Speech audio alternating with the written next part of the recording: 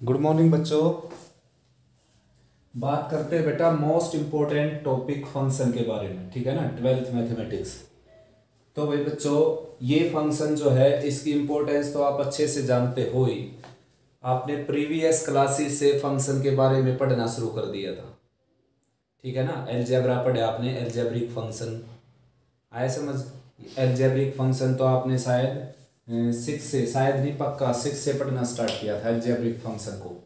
Trigonometric function आपने 9th-10th में पढ़ा, ठीक है ना। पॉलिनोमियल फंक्शन आपने 9th-8th में पढ़ा, आया समझ में। अरिथमेटिक कांस्टेंट फंक्शन तो आपने फर्स्ट क्लास में भी पढ़ना स्टार्ट कर दिया था। कांस्टेंट फंक्शन जैसे 3, 4, 5, 6, 7, 1, 2, 0 इस तरह के नंबर, तो ये तो आपने फर्स्ट क्लास में भी पढ़ना स्टार्ट कर दिया था बेटा। तो फंक्शन मैथ्स में तो फंक्शन ही पढ़ते हैं ज़्यादातर हम, ठीक है ना, सारे ही फंक्शन पढ़ते हैं लगभग। तो भाई बहुत सारे फंक्शन आप पढ़ भी चुके और इससे आगे और भी पढ़ेंगे। और मैंने फंक्शन की जो लिस्ट है वो मेरी वीडियो में अपलोड कर दी थी। 11th जो प्लेलिस्ट बना रखी है मैंने 11th मैथमेटिक्स की, उसमें डाल रखी है बेटा। 12th में भी डाल दूंगा उसी को सेम। तो टाइप्स ऑफ फंक्शन करवाए थे मैंने उसको, उसमें आपको, ठीक है ना। बहुत सारे फंक्शन है, exponential, logarithmic, trigonometric, inverse trigonometric, inverse function, और भाई algebraic function, constant function, polynomial function, rational function, identical function, equal function, onto into, one one onto, one one into, many one onto, many one into, बहुत सारे function मैंने वहाँ पर आपको बताए थे, ठीक है ना। आप वो वीडियो देख सकते हो बेटा, टाइप्स ऑफ फंक्शन के नाम से है वो वीडियो। तो भाई आगे बढ़ते हैं बच्चों। तो फंक्शन होता क्या है ये बताऊं मैं पहले आपको। सबसे पहले तो आप रिलेशन को जान चुके कि रिलेशन होती क्या है, ठीक है ना। रिलेशन होती है बेटा if there are two non empty sets A and B and R such that A to B is called a relation from set A to set B if and only if R is subset of A cross B। यानी कि R जो है अगर A cross B की subset हो तो R को आप रिलेशन बोल सकते हो। जैसे आपके पास सेट A है 1, 2, 3 और सेट B है, जैसे आपके पास A लगा लेते हैं, ठीक है ना। तो ये मैं चेक करना चाहता हूँ इज दिस ए रिलेशन और नोट। तो मेरे को क्या चेक करना पड़ेगा, A cross B find out करना पड़ेगा। A क्रॉस B हो जाएगा 1A 2A एंड 3A। और एलिमेंट अगर इसमें हो, मान लो B और है इसमें, तो क्या हो जाएगा 1A 2A 3A, उसके बाद 1B 2B एंड 3B। ये आपका एक क्रॉस B आ गया। अब आपने ये देखना है कि जैसे आपसे कोई पूछ ले कि भाई R एक रिलेशन है या नहीं from set A to set B, तो सीधा सीधा देखने का तरीका ये है कि पहला सेट किस में हो, पहले सेट, पहला एलिमेंट किस में हो, पहले एलिमेंट में, दूसरा एलिमेंट किस में हो, दूसरे element, then it is relation from set A to set B। अगर आपसे कोई पूछ ले कि is this a relation from set B to set A, तो फर्स्ट एलिमेंट B में मिलना चाहिए फिर आपको, तो B में तो है ही नहीं first element, therefore it is not a relation from set B to set A, ठीक है ना। अब इस रिलेशन का कोई रूल रेगुलेशन नहीं बेटा, केवल एक ही रूल है कि एलिमेंट केवल उसी के हों जिन सेट के बारे में वो बात करता है बस, ठीक है ना। एलिमेंट बाहर के ना हो। जैसे ये पूछ लिया जाए कि आपसे ये रिलेशन है या नहीं, तो ये भी रिलेशन है भाई। देखो एक से ज़्यादा बार आ गया तो भी रिलेशन, कोई कितनी बार आए, जैसे यहाँ पर 2, 3 बिल्कुल भी नहीं आए तो भी रिलेशन। तो रिलेशन में ये नहीं देखा जाता कि कौन आया और कौन नहीं आया, और कौन आया तो कितनी बार आया, ठीक है ना। दूसरा एलिमेंट हो या पहला एलिमेंट हो, कोई कितनी बार आए या कोई कितनी बार ना भी आए, अगर सारे एलिमेंट खाली कर दूँ, मैं इसको खाली कर दूँ, तो भी इसका नाम रिलेशन रहेगा, एम्प्टी रिलेशन, ठीक है ना। तो रिलेशन में ये रूल रेगुलेशन लगता है नहीं बेटा, कोई कितनी बार आए और कोई कितनी बार ना आए बेशक से। केवल और केवल एक शर्त है, एक कंडीशन है कि जो एलिमेंट दिखने लग रहा है पहले प्लेस पर वो पहले सेट में हो। अगर आपको ये बोल रखा है कि A से B की रिलेशन है, ये ऐसा मिलेगा आपको, तो पहला एलिमेंट किस में हो, पहले सेट में, दूसरा एलिमेंट हो दूसरे सेट में, पहला एलिमेंट हो पहले में, दूसरा एलिमेंट हो दूसरे में। ऐसे हर एक ऑर्डर्ड पेयर को चेक करना आपने, बेशक से 1 लाख ऑर्डर्ड पेयर यहाँ पर दे रखे हों तो सभी को ऐसे ही चेक करना आपने, ठीक है ना। अगर ये कंडीशन पूरी होती होगी तो देन इट इज रिलेशन। अब बेशक से एक इसमें है ना कितनी बार आ जाए, वैसे इससे ज़्यादा बार तो और किसके साथ आएगा, ए के साथ भी आ चुका, 1 बी के साथ भी आ गया 1, 2 जो है वो कितनी बार आए, जैसे देखो अब इसमें 1 2 बार आ गया, 2 1 बार आ गया, 3 1 बार भी नहीं आया, ठीक है ना। आया समझ में। तो ये नहीं देखा जाता बेटा कौन कितनी बार आता है कौन कितनी बार नहीं आता, केवल ये देखा जाता है कि फर्स्ट कंपोनेंट जो है वो फर्स्ट सेट से हो, सेकंड कंपोनेंट सेकंड सेट से हो, ठीक है ना। और भाई अकॉर्डिंग टू एक्सप्लेनेशन जो सीबीएसई में हमने करके दिखाना है, ये तो एक ट्रिक थी, एक छोटी सी चेकिंग थी कि कैसे चेक किया जाता है। सीबीएसई में हमने करना क्या है, जैसे ये पूछ लिया जाए is this a relation from set A to set B, और ये नहीं मिले आपको, जैसे मान लो मिल जाए तो भी ठीक है, ना मिले तो आपको निकालना पड़ेगा पहले। ये ऐसे नहीं चेक करना यहाँ पर कि पहला एलिमेंट पहले में है दूसरा दूसरे में है इसलिए रिलेशन हो गई, ठीक है ना। तो अकॉर्डिंग टू मेथड चलेंगे बेटा। वैसे तो ठीक है, ये गलत नहीं है ये, जैसे मैंने बताया आपको, लेकिन इस तरह से एग्जाम्पल्स वगैरह में और बुक्स में सोल्व नहीं है इस तरीके से। तो बहुत सारे टीचर ऐसे हैं जो बुक्स वाले मेथड को ही प्रेफर करते हैं चेकिंग के टाइम, ठीक है ना। तो वहाँ पर हमने अपना लॉस नहीं उठा लेना कि भाई आप अपने मेथड को वहाँ पर प्रमोट करने लग जाओ कि ये मेथड भी बढ़िया है, इससे मैं कर देता हूँ आपको नंबर 2 इसमें, तो वहाँ पर क्या पता बेटा आपके नंबर कट भी जाएँ शायद, ठीक है ना। कोई ऐसा टीचर हो चेकिंग वाला कि भाई उसको ये लगे कि ये तो बुक में है ही नहीं मेथड, ये कैसे करने लग रहा है ये। तो इसलिए मेरी राय ये है कि जो बुक वाले मेथड है एनसीईआरटी के खास तौर पर वो आप यूज़ करो, ठीक है ना। आया समझ में। तो इसलिए मैं आपको बता रहा हूँ बार बार कि भाई रिलेशन को चेक करने से पहले आप ए क्रॉस बी तैयार करो और फिर ये कंप्लीट ऑर्डर्ड पेयर उसमें ढूंढो। देखो ये मिल गया 1b, ये मिल गया 2a, ये मिल गया, यानी कि इसके सभी एलिमेंट इसमें मिलने चाहिए बेटा, इसके सभी इसमें मिलने जरूरी नहीं है। इसमें तो देखो कितने एलिमेंट है, 6 एलिमेंट, तो इसमें तो 3 ही एलिमेंट है, तो इसके सभी इसमें ढूंढने आपने, इसके सभी इसमें नहीं ढूंढने। तो therefore it is relation from set A to set B, ठीक है ना।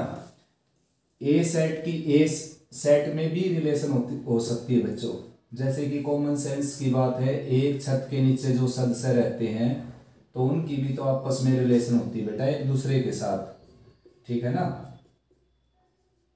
तो वो उसको भी तो रिलेशन बोलेंगे हम, ये रिलेशन बोली जाती है from set A to set B, ना बोलकर बोली जाएगी relation on A, relation on A, ऐसे नहीं बोलना relation from set A to set A, ऐसे नहीं बोलना, बोलना आपने रिलेशन ऑन ए, ठीक है ना।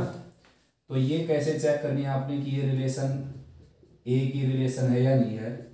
तो जैसे आपको ए सेट दे रखा हो और ये रिलेशन दे रखी हो, चेक करनी हो is this a relation on set ए, तो क्या करना आपने, एक रो से तैयार करना है। तो ये एलिमेंट अगर एक रो से में मिल गए therefore it is relation from on set ए, ठीक है ना। अब इसमें ये नहीं देखना हमने कौन कितनी बार आया कौन कितनी बार नहीं आया, ये रूल रेगुलेशन है ही नहीं बेटा। यहीं से बात पकड़नी है हमने कि इसमें कोई रूल रेगुलेशन होता ही नहीं। देखो ये तो रूल रेगुलेशन हर किसी में होगा कि भाई सेट उसी एलिमेंट उसी सेट के हों जो सेट दे रखे हैं, जैसे मैं यहाँ पर 5 डाल दूँ तो ये तो रिलेशन कैसे होगी बेटा, ये कॉमन सेंस की बात है। ए के ऊपर रिलेशन कैसे हो सकती है, ए का तो एलिमेंट ही नहीं है यहाँ पर 5, ठीक है ना। तो ये तो बताने की भी जरूरत नहीं है, ये तो कॉमन सेंस की बात है कि एलिमेंट तो इसी के हो, इससे बाहर के एलिमेंट होंगे तो रिलेशन होगी ही नहीं, ठीक है ना। मजे की बात यह है कि कोई कितनी बार भी आए और कोई कितनी बार ना आए, ठीक है ना, बेशक से एक बार भी ना आए कोई, तो वो सारी क्या है रिलेशन। जबकि फंक्शन में एक स्टिक रूल लगता है, ठीक है ना। तो पहले सेट का एलिमेंट जो है केवल और केवल एक बार आएगा, ना एक से ज़्यादा ना एक से कम। आया समझ में। अब मैं आपको फंक्शन बता देता हूँ क्या होता है।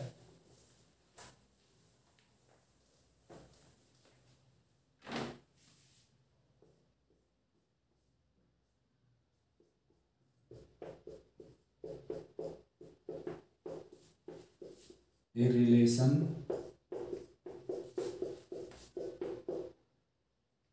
are such that A to B of two non-empty sets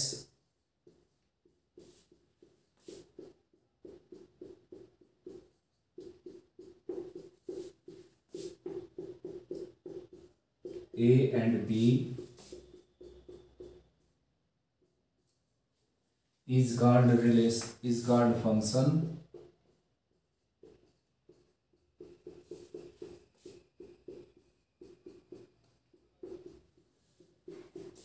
if every element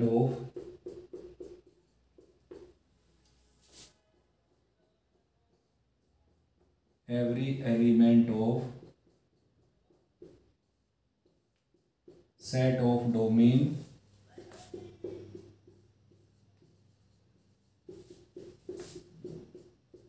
has a unique image.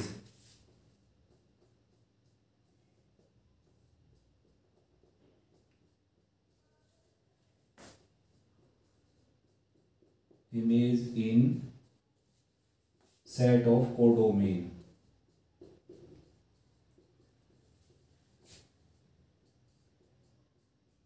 देखो बच्चों, ये है डेफिनेशन फंक्शन की। ये रिलेशन मतलब वो रिलेशन तो सभी को बोलेंगे अगर जो रिलेशन की कंडीशन पूरी करते हैं तो, ठीक है ना। तो उस रिलेशन को जो दोनों एम्प्टी सेट के ऊपर बनी है फंक्शन केवल जब बोलेंगे जब उसकी यूनिक इमेज हो। केवल इस वर्ड पर ध्यान देना हमने, यूनिक इमेज। ये देखो, ये वन मैन आर्मी है। खाली अगर ये भी याद रख लोगे आप, जिसकी यूनिक इमेज हो उसको फंक्शन बोलते हैं, तो भी बहुत बढ़िया बेटा। एक ऐसी रिलेशन जिसकी यूनिक इमेज हो उसको फंक्शन बोलते हैं। समझा देता हूँ मैं आपको क्या है इसमें। मैंने कहा कि डोमेन सेट के, तो डोमेन का सेट पहले वाला होता है बेटा 1 2 जैसे 3 है, और कोडोमेन ये है ABC। तो डोमेन सेट के हर एक एलिमेंट की केवल और केवल एक इमेज हो। ये प्री इमेज होती है, ये इमेज होती है, बताऊंगा इसके बाद में अच्छे से इसको। तो 1 की इमेज A, 2 की इमेज B, 3 की इमेज C, यानी कि सब की एक एक इमेज है। तो इस रिलेशन को आप फंक्शन बोल सकते हो। इसको नहीं बोल सकते क्योंकि 3 की जो है वो एक से ज़्यादा इमेज हो गई, ठीक है ना।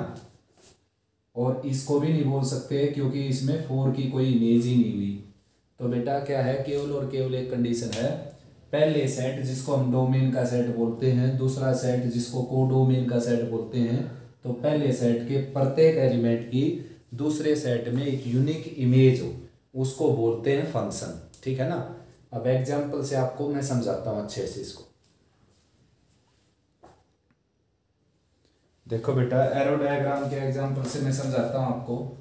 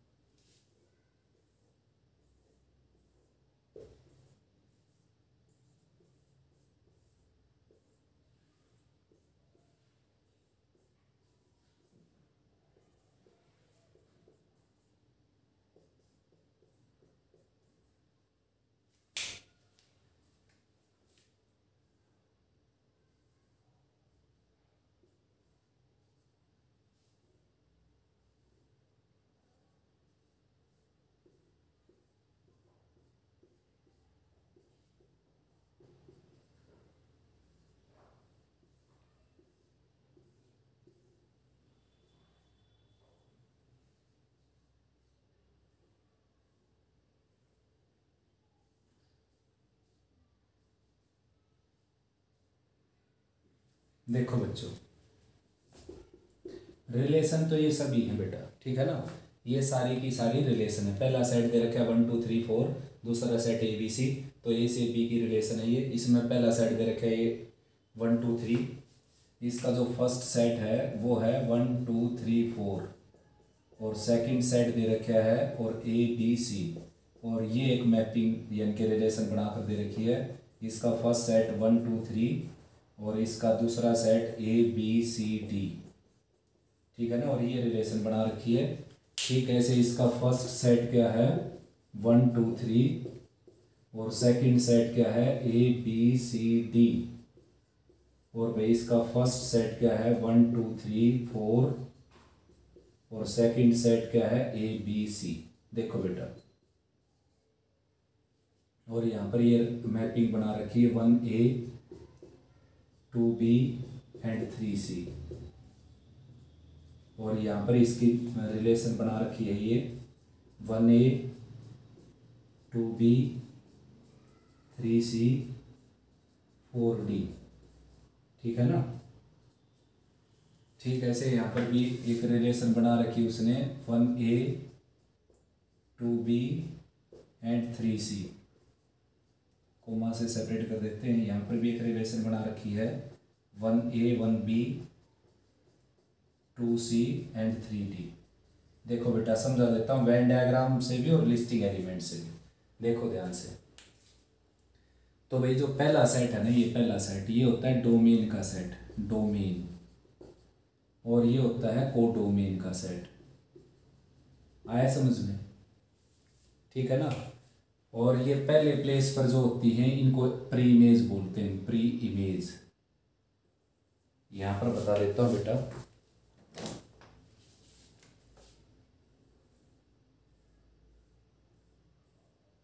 एक दो तीन ABC D। तो डोमेन क्या हुई इसकी, डोमेन हुई 1 2 3, ठीक है ना। और रेंज क्या हुई बच्चों, रेंज हुई ABC, D नहीं है बेटा रेंज में, ठीक है ना। और भाई कोडोमेन क्या हुई, कोडोमेन हुई बच्चों ABCD। तो सबसे पहले तो यही समझो आप, ये पहला सेट क्या है, डोमेन का सेट, दूसरा सेट कोडोमेन का, और जो कनेक्टेड एलिमेंट है वो रेंज, ठीक है ना। अगर D को काट दूं तो यही कोडोमेन हो जाएगी ABC और यही रेंज हो जाएगी, ठीक है ना। कोडोमेन में तो सारा सेट आता है, बेशक से कोई कनेक्टेड है या खाली पड़ा हुआ है, और रेंज में केवल वो आएगा जो कनेक्टेड है। रेंज से जानते भी होगे, इसका शाब्दिक अर्थ भी ये निकलने लग रहा है, इसकी पहुंच कहाँ तक है, ABC तक ही तो है। और भाई ये पहले वाले सेट जो मैंने डोमेन बताए, प्री इमेज भी बोल सकते हो आप, इसको ऐसे बोलना है, pre image of A is 1, pre image of B is 2, pre image of C is 3। और इमेज बोलनी है ऐसे, image of 1 is A, image of 2 is B, image of 3 is C, ठीक है ना। और D किसी की इमेज है ही नहीं यहाँ पर। तो domain, range, codomain, image, pre image, ये वर्ड ऐसे हैं, ये अगर आपने मिस कर दिए तो फिर ये चैप्टर समझ में नहीं आएगा आपको, ठीक है ना। दोबारा समझ सकते हो, डोमेन ये सारा सेट होता है, ठीक है ना। लेकिन ऐसा भी है कि भाई कोई एलिमेंट यहाँ पर खाली पड़ा हो, तब डोमेन कौन है, केवल 1 2 3 4 डोमेन में शामिल नहीं है, ठीक है ना।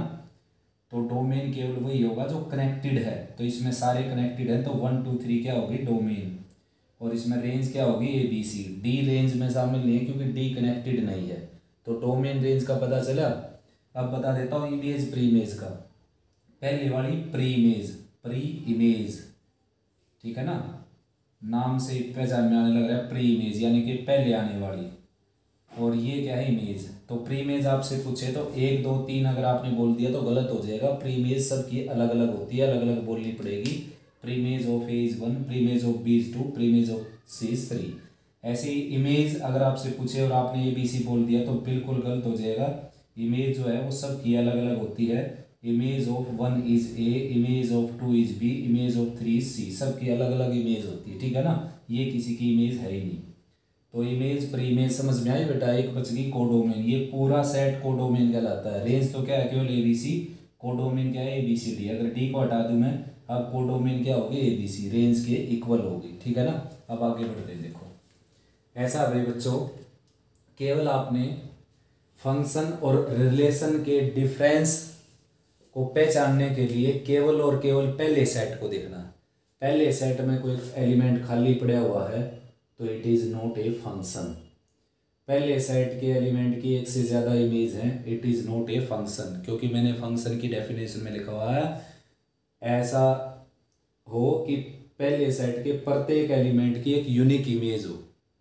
तो इसकी एक भी इमेज नहीं है, इसलिए फंक्शन नहीं है ये, ठीक है ना। ये फंक्शन नहीं है। और भाई इसकी एक से ज़्यादा इमेज होगी, कम से कम एक एलिमेंट ऐसा पड़ा है जिसकी एक से ज़्यादा इमेज होगी, तो ये भी फंक्शन नहीं है, ठीक है ना। ये क्या है, नॉट फंक्शन। फंक्शन नहीं है बेटा, ये केवल क्या है, रिलेशन। आया समझ में, ये भी क्या है, नॉट फंक्शन। ये भी नोट फंक्शन, ये भी नोट फंक्शन। अब मैंने साथ में ये एग्जाम्पल क्यों दिए, क्लियर तो यहीं पर हो गई बात, क्योंकि कुछ कुछ बच्चे इसको ऐसे याद कर जाते हैं कि कोई एलिमेंट खाली पड़ा है तो वो फंक्शन नहीं होता।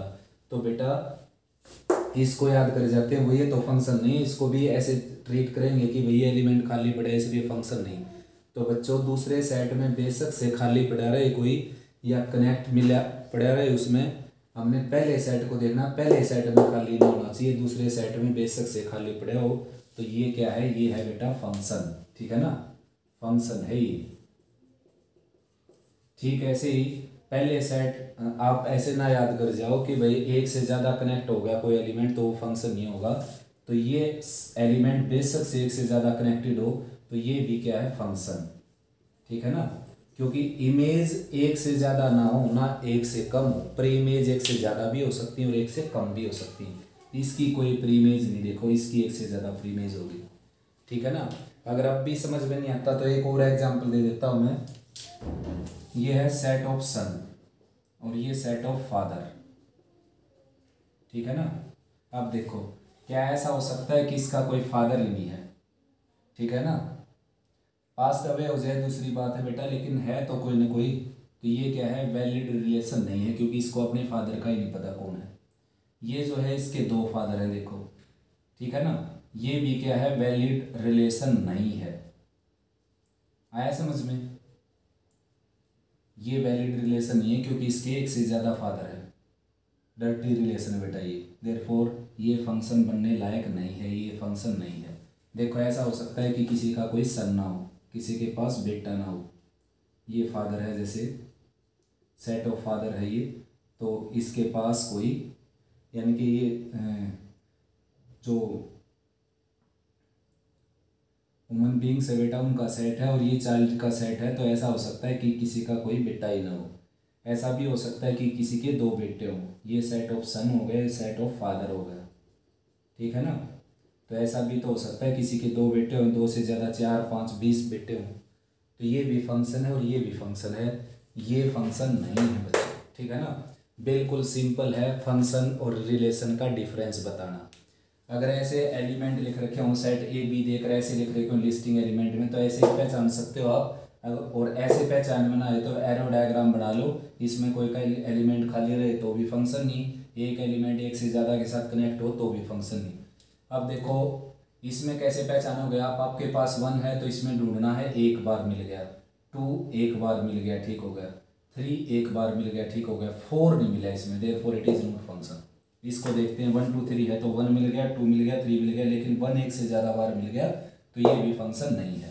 केवल पहला सेट देखना हमने, 1 2 3 है तो 1 एक बार मिला, 2 एक बार, 3 एक बार, ये फंक्शन हो गया। 1 2 3 4 है, 1 एक बार मिल गया, 2 एक बार मिल गया, 3 एक बार, 4 एक बार, तो ये भी फंक्शन है, ठीक है ना। रिलेशन चारों है बेटा, ये रिलेशन तो सारी ही है, ठीक है ना। अब देखो ये तो रिलेशन कैसे होगी, जैसे मैं यहाँ पर 5 डाल दूँ, 5 तो अपने पास है ही नहीं, तो ये तो ना रिलेशन ना फंक्शन। लेकिन दिए गए सेट के एलिमेंट देखते हो और कोई किसी से कनेक्ट हो, कोई किसी से कनेक्ट ना हो, तो उन सबको आँख बंद करके रिलेशन बोल सकते हो। लेकिन फंक्शन के लिए केवल एक बात देखनी है, इस सेट में कोई एलिमेंट खाली भी ना पड़ा हो, इस सेट के एलिमेंट के एक से ज़्यादा फादर भी ना हो, यानी कि एक से ज़्यादा से कनेक्ट भी ना हो। कहने का कुल मीनिंग ये है कि यूनिक इमेज हो, ठीक है ना। आया समझ में। अब आगे करते हैं डोमेन, रेंज, प्री इमेज, ये तो आपकी होगी। डिपेंडेंट इंडिपेंडेंट वेरिएबल और बता देता हूं मैं। तो आपके देखते हैं बेटा डिपेंडेंट इंडिपेंडेंट वेरिएबल, जैसे एफ एक्स आपको दे रखा है एक्स स्क्वायर प्लस 5, तो भाई जो डिपेंडेंट वेरिएबल होता है बेटा वाई है यहाँ पर डिपेंडेंट वेरिएबल,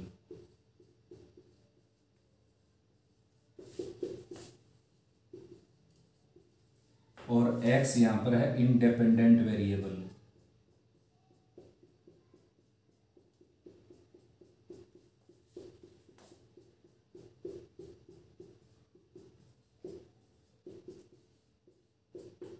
आया समझ में, इंडिपेंडेंट वेरिएबल। ऐसा क्यों, देखो x की जगह अगर आप 0 रखते हैं तो y की वैल्यू 5 आ जाती है, 1 रखते हैं तो 6 आ जाती है, 2 रखते हैं तो 9, यानी कि y की जो वैल्यू है बेटा वो x पर डिपेंड है, therefore y is dependent and x is independent. वैसे आप चाहो तो इनको इंटरचेंज कर सकते हो, एक्स की वैल्यू निकाली जा सकती है यहाँ से, देखो एक्स की वैल्यू निकल गई y-5 का रूट, ठीक है ना। अब क्या हो गया, अब x डिपेंडेंट हो गया और y इंडिपेंडेंट हो गया, लेकिन अकॉर्डिंग टू गिवन सिचुएशन देखना हमने, अकॉर्डिंग टू गिवन सिचुएशन तो x क्या है इंडिपेंडेंट, y क्या है डिपेंडेंट, ठीक है ना। आया समझ में। इंडिपेंडेंट वेरिएबल की वो सभी रियल वैल्यू जिनके लिए डिपेंडेंट एग्जिस्ट कर जाए डोमेन कहलाती है, यानी कि x की वो रियल वैल्यू जिनके कारण y की वैल्यू रियल आ जाए डोमेन कहलाती है, और y की वो रियल वैल्यू जिनके कारण x की वैल्यू रियल आ जाए उनको रेंज बोलते हैं, यानी कि y की वैल्यू को रेंज और x की वैल्यू को डोमेन। डिपेंडेंट वेरिएबल की वैल्यू को रेंज, इंडिपेंडेंट वेरिएबल की वैल्यू को डोमेन। लेकिन ऐसा भी नहीं कि सभी वैल्यू को डोमेन बोल देंगे हम कि x की सभी वैल्यू डोमेन हो जाएंगी, x की वही वैल्यू डोमेन होंगी जिनके कारण y एग्जिस्ट करता होगा।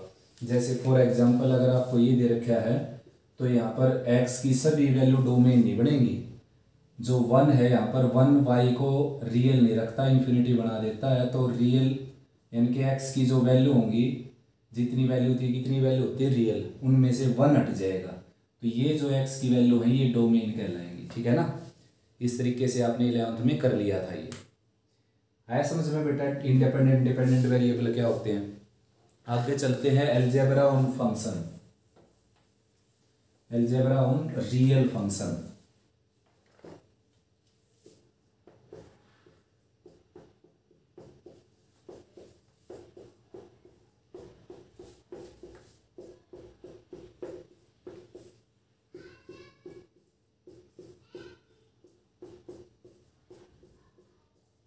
देखो बच्चों, f अगर कोई x टू r कोई रियल फंक्शन है और g x टू r कोई रियल फंक्शन है बेटा, तो f प्लस जी यानी कि sum of two real function,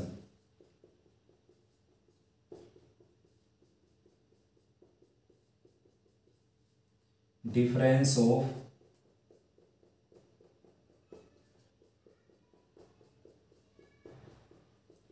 to real function, product of two real function, ठीक है ना, quotient of two real function, और भाई उसके बाद प्रोडक्ट ऑफ या मल्टीप्लिकेशन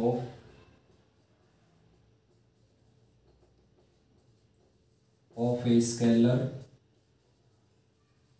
विद ए फंक्शन, ठीक है ना। उसके बाद रेसिप्रोकल ऑफ फंक्शन,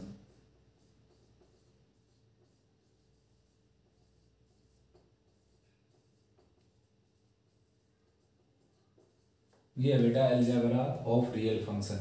यानी कि अगर आपके पास दो फंक्शन है तो then f plus G such that x to r is a another function defined by this which is the sum of two real function, ठीक है ना। दो रियल फंक्शन का सम, उनको ऐड करना बेटा केवल, और ये उनका क्या हो गया डिफरेंस। आया समझ में, डिफाइंड ऑन x, और ये क्या हो गया उनका product defined on x, f dot G बोलते हैं इसको ऐसे इस तरीके से। और ये कोसेंट, कोसेंट भी क्या होगा बेटा f by G such that provided that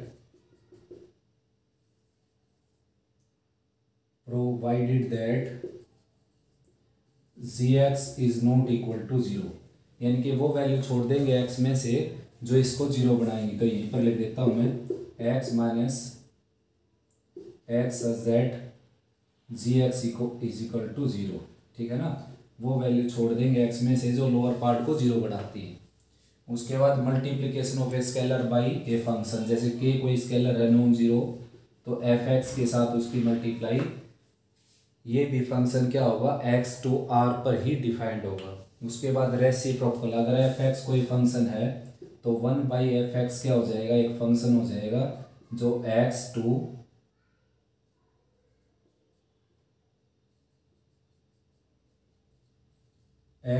r पर डिफाइंड होगा, यानी कि लोअर रियल यानी कि जो x पर डिपेंड था फंक्शन उसमें से वो वैल्यू हट जाएंगी जो इसको जीरो बनाती होगी, यानी कि लोअर पार्ट अगर जीरो हो गया तो इन्फिनिटी हो जाएगा ना।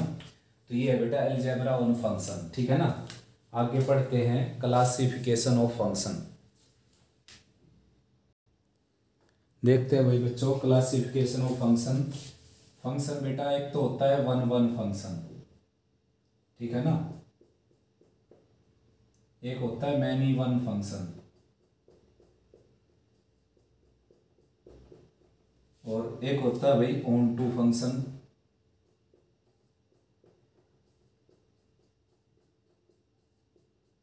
और एक होता है इन टू फंक्शन, और एक होता है वन वन ऑन टू,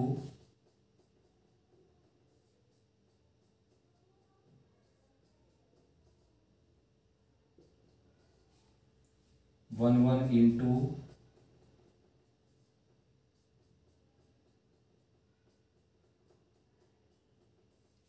और भाई many one onto,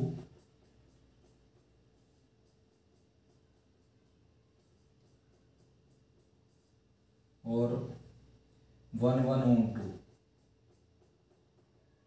sorry one one onto हो गया, many one in to.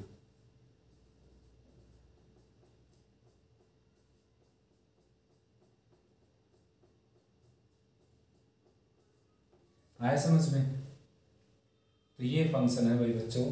One one को इंजेक्टिव भी बोला जाता है, इंजेक्टिव,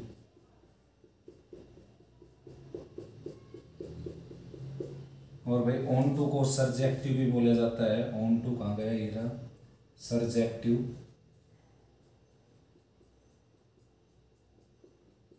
और जो वन वन ऑन टू होता है बेटा उसको बाइजेक्टिव बोला जाता है, बाइजेक्टिव।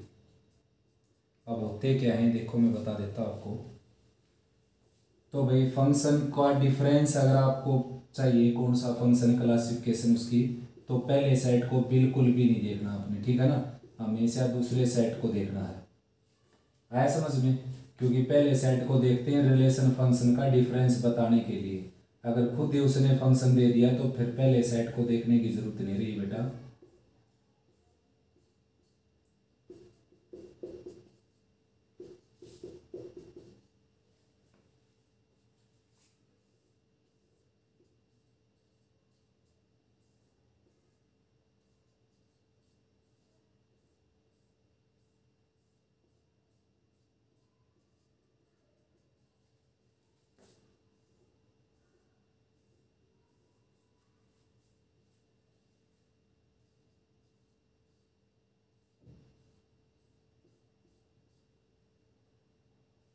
देखो बच्चों, हम बात करेंगे वन वन और मैनी वन की। देखो one one one one one one one one one one one one, many one, many one.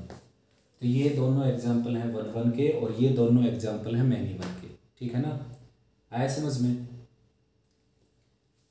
Every element of set of codomain has at most one preimage in set of domain। मतलब at most मतलब ज़्यादा से ज़्यादा एक प्रीमेज हो, ऐसा बोलना गलत हो जाएगा कि सबकी एक एक प्रीमेज है उसको वन वन बोलते हैं, क्योंकि इसकी तो एक भी प्रीमेज नहीं है यहाँ पर। तो एट मोस्ट वन प्रीमेज बोली आपने, यानी कि प्रीमेज हो तो एक हो या फिर एक भी ना हो, एक से ज़्यादा तो बिल्कुल भी ना हो। तो इसकी एक भी प्रीमेज नहीं है, ये भी वन वन है, इसकी इसमें सब की एक एक प्रीमेज है, तो ये भी वन वन, ये भी वन वन, ठीक है ना। मैनी वन कौन सा होगा? If there is at least one element in set of codomain which has more than one preimage in set of domain, यानी कि कम से कम एक एलिमेंट ऐसा हो यहाँ पर जिसकी एक से ज़्यादा प्रीमेज हो, कम से कम एक एलिमेंट ऐसा हो यहाँ पर जिसकी एक से ज़्यादा प्रीमेज हो, उसको बोलते हैं मैनी वन। तो ये दोनों मैनी वन के एग्जाम्पल हैं बेटा, ये दोनों वन वन के। वन वन मैनी वन में ये नहीं देखना हमने कि यहाँ पर कोई खाली पड़ा है या नहीं पड़ा है, ठीक है ना। बस ये देखना कि कम से कम एक एलिमेंट ऐसा पकड़ा जाए जिसकी एक से ज़्यादा प्रीमेज हो। यहाँ पर भी ऐसा, यहाँ पर भी, तो दोनों क्या है मैनी वन, और ये दोनों क्या है वन वन, ठीक है ना। ये भी क्या है वन वन, और ये भी क्या है वन वन, और ये क्या है बच्चों मैनी वन, और ये क्या है मैनी वन। आया समझ में? अब बात करते हैं ऑन टू इन टू की। इन टू देखो, मैंने इसको इसके नाम से याद रख रखा है इनटू, खाली इनटू, ठीक है ना। खाली में ई आता है ना, तो ई से शुरू कर दो, खाली इनटू। अब देखो कॉमन सेंस की बात है, इसमें तो खाली होगा नहीं, इसमें खाली होगा तो फंक्शन ही नहीं होगा। तो अगर इसमें कम से कम एक एलिमेंट खाली पड़ा है तो इसको आप इनटू बोलेंगे। इसमें कम से कम एक एलिमेंट खाली पड़ा है तो इसको आपने बोलना पड़ेगा इनटू, ठीक है ना। और खाली नहीं तो क्या होगा ऑनटू। तो ये क्या है ऑनटू, ये क्या है इनटू। कम से कम एक एलिमेंट खाली पड़ा हो चाहे एक से ज़्यादा हो, कम से कम एक लिखना हमने, ये भी क्या है इनटू, क्योंकि इसमें भी कम से कम एक क्या है खाली पड़ा हुआ।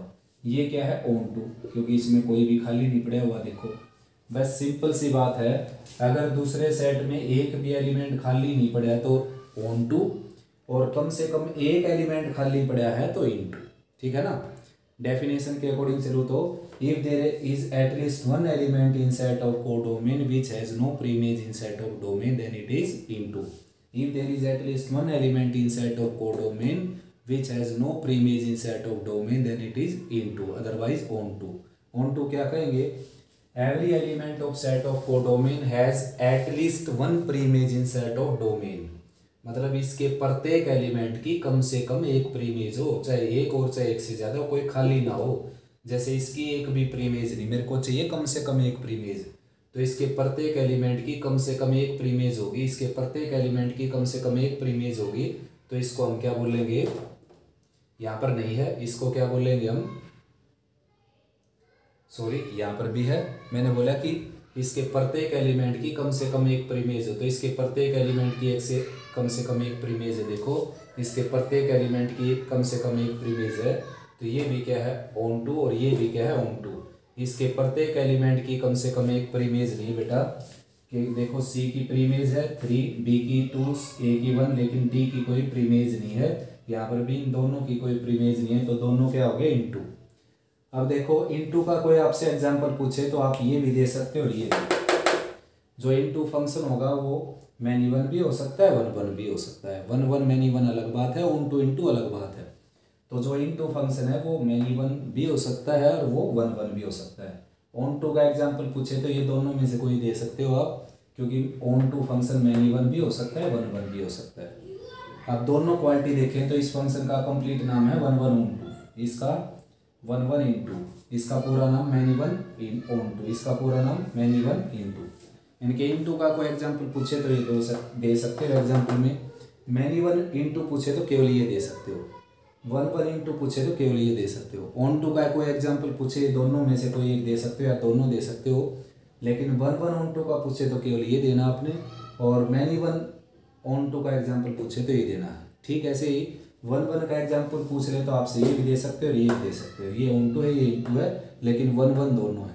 मैनी वन का एग्जाम्पल पूछे तो दोनों दे सकते हो आप, क्योंकि ये भी मैनी वन है ये भी मैनी वन है, लेकिन ये ऑन टू है ये इन टू है, ठीक है ना। डबल नाम दे दे तो एक ही आंसर देना आपने, जैसे वन वन ऑन टू पूछे तो केवल ये देना, इस तरह का एग्जाम्पल देना जिसमें कोई खाली भी ना और सब एक एक प्रीमेज हो। और वन वन इन टू का पूछे तो ऐसा एग्जाम्पल देना कि कम से कम एक एलिमेंट खाली पड़े और बाकी सब की एक प्रीमेज हो, ठीक है ना। और many one onto into का एग्जाम्पल पूछे तो ऐसा एग्जाम्पल देना कि कम से कम एक एलिमेंट खाली पड़े और किसी एक एलिमेंट की एक से ज़्यादा प्रीमेज हो, या सभी की एक से ज़्यादा प्रीमेज हो, कम से कम एक की एक से ज़्यादा प्रीमेज चाहिए हमारे को। और मैनी वन ऑन टू का एग्जाम्पल पूछे तो ये देना आपने, ठीक है ना, मतलब कोई एलिमेंट खाली भी नहीं पड़ा हो यहाँ पर और कम से कम एक एलिमेंट की एक से ज़्यादा प्रीमेज हो या सभी की एक से ज़्यादा प्रीमेज हो, तो इस फंक्शन को बाइजेक्टिव बोलते हैं बेटा, बाइजेक्टिव। और अपनी एक्सरसाइज जो है एलिमेंट बुक की 1.3 आ जाएगी, 1.3 और 1.5 दोनों सेम एक्सरसाइज है। 1.3 में तो हमने चेक करना है वन वन ऑन टू है या नहीं, और 1.5 में निकालना इनवर्स, तो इनवर्स उसी का निकलता है जो वन वन ऑन टू होता है, ठीक है ना। तो दोनों एक्सरसाइज एक जैसी हैं और एग्जाम में क्वेश्चन आता है पक्का 100%। तो अब आगे कुछ फंक्शन और करते हैं बेटा, बात करते हैं बेटा एक्सपोनेंशियल फंक्शन की, ठीक है ना, एक्सपोनेंशियल फंक्शन।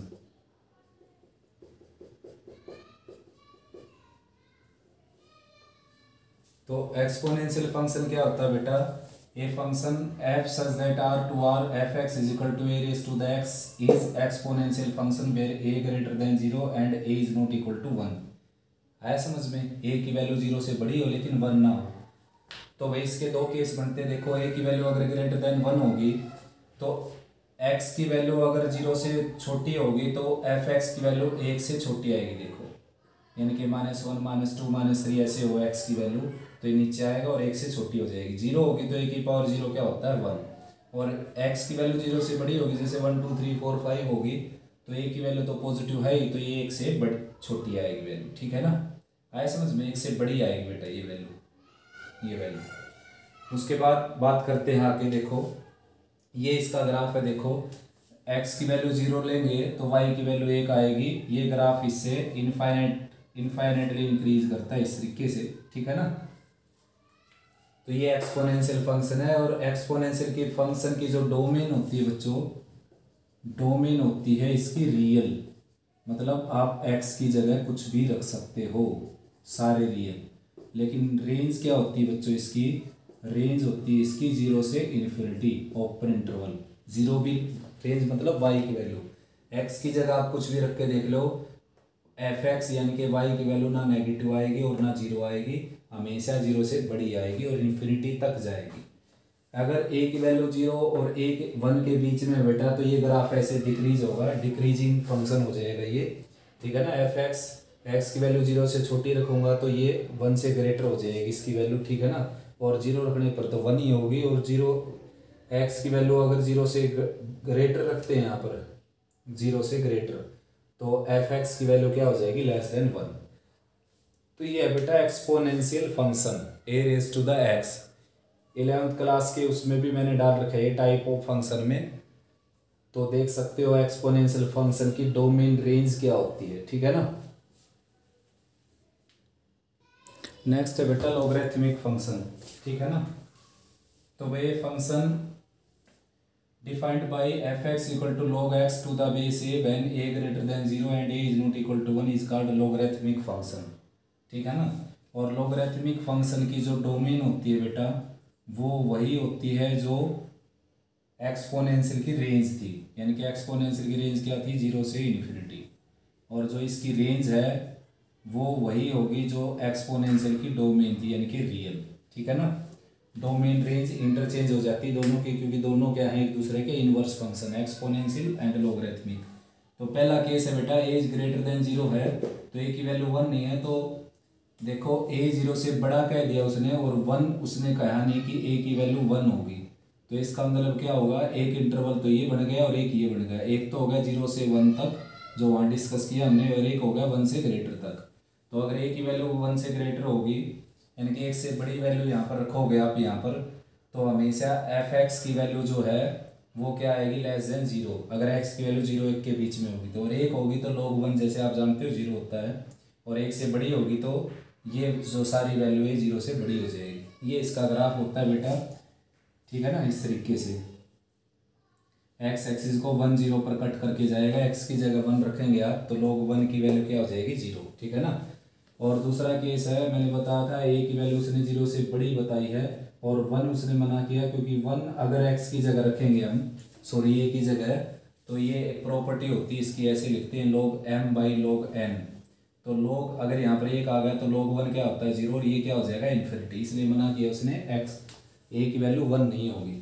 तो क्या होगी, 0 1 के बीच में होगी या फिर 1 से आगे होगी। तो 0 1 के बीच का केस ये है, एफ एक्स की वैल्यू 0 से बड़ी हो जाएगी अगर एक्स ए तो यही रहेगा, एक्स अगर 0 1 के बीच में हो, और एक्स की वैल्यू अगर 1 होगी तो आप जानते हो log 1 0 होता है, और एक्स की वैल्यू 1 से ग्रेटर होगी तो ये वैल्यू 0 से छोटी आएगी यानी कि नेगेटिव आएगी। ठीक है ना, और ये इसका ग्राफ है, इस तरीके से डिक्रीज होता है, जैसे जैसे एक्स की वैल्यू बढ़ती है वैसे वैसे डिक्रीज होता है, ये इंक्रीज होता है। ठीक है ना, ये इंक्रीजिंग फंक्शन है और ये डिक्रीजिंग फंक्शन है। तो ये था बेटा लॉगरिथमिक और एक्सपोनेंशियल फंक्शन। अब नेक्स्ट वीडियो में हम करेंगे फंक्शन से रिलेटेड एक्सरसाइज यानी कि 1.4 एलिमेंट बुक से।